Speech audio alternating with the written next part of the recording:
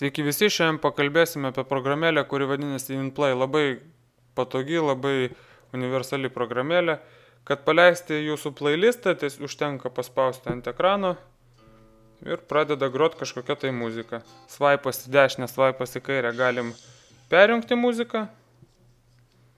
Paspaudus piktogramą ties minuliuku pašviesėja.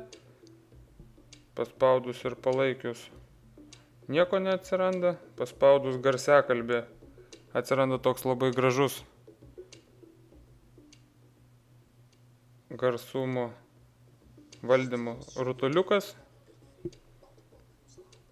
Paspaudus, pakėlus iš apačios į viršų ekraną galim pažiūrėti, kelinta daina iš kelių groja.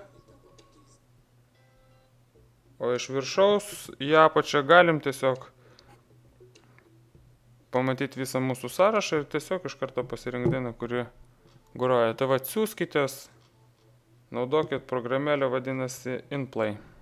O su jumis buvau aš, 314 Circle, yra app apžvalgos, nepamirškite spausti laikų, dalinti su draugais ir pasirašyti po mano kanalu. Iki pasimatymo.